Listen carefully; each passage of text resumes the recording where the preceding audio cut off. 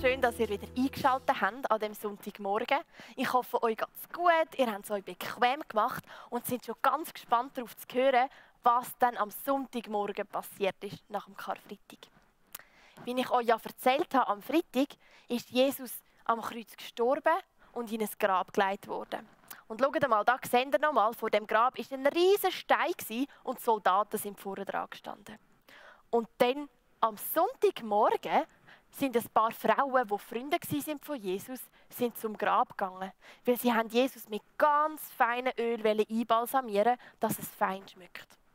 Und dann, sie sind immer noch traurig natürlich, dass Jesus gestorben ist und haben immer noch nicht ganz verstehen, was dann genau passiert ist. Und dann sind sie zum Grab gekommen und plötzlich hat es ein riesiges Erdbeben gegeben und plötzlich war ein Engel und hat den Stein weggerollt und die Soldaten sind so verschrocken, die sind gerade am Boden gefallen. Und die Frauen, die haben auch nicht verstehen, was dann da genau passiert ist und was los war. Und der Engel hat ihnen gesagt, hey, habt keine Angst.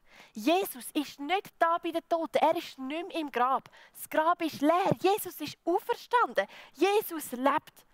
Hey, und die Frauen haben das gar nicht verstehen, weil vor 2 Tagen ist Jesus doch gekreuzigt worden wie ein Schwerverbrecher, obwohl er keinen Fehler gemacht hat und ist gestorben und ins Grab gelegt worden.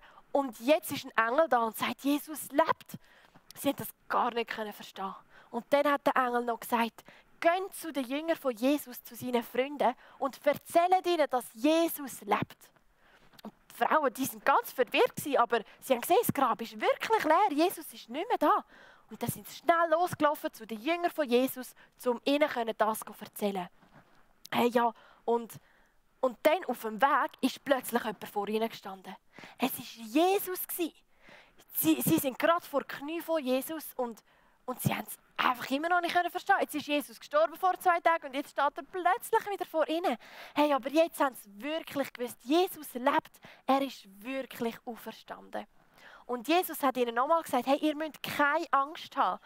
Ich bin auferstanden. Und dann hat Jesus nochmal gesagt, geht zu meinen Jüngern und erzählt ihnen, wo sie hingehen sollen, weil dort werden sie mich dann treffen. Und die Frauen sind dann weitergegangen zu den Jüngern, um ihnen das zu erzählen. Hey, wow, so eine gute Nachricht. Jesus lebt, er ist auferstanden, er ist nicht mehr tot. Der Ostersonntag ist ein mega Freudentag. Jesus lebt so schön. Hey, und weil Jesus auferstanden ist, wie ich euch schon gesagt habe am Karfreitag, vergibt uns Gott jetzt alle unsere Sünden, wenn es uns leid tut. Und es gibt einen ganz bekannten Vers in der Bibel, und zwar der Vers steht im Johannesevangelium, im Kapitel 3, Vers 16. Und dort steht, dass Gott die ganze Welt, mich, jeder Mensch, hat Gott so fest lieb, dass er Jesus auf die Welt geschickt hat. Und dann ist Jesus gestorben und wieder auferstanden. Und die an ihn glauben, die daran glauben, dass Jesus wieder auferstanden ist, die werden ewig leben. Hey, wow, so eine gute Nachricht. Wenn wir an Jesus glauben, dürfen wir ewig mit ihm zusammenleben und er vergibt uns alle unsere Fehler. So schön.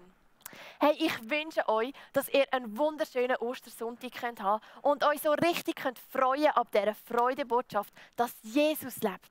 Weil Jesus lebt auch heute noch und er lebt in uns inne. So schön. Hey, ich wünsche euch wirklich einen wunderschönen Sonntag. Macht's gut.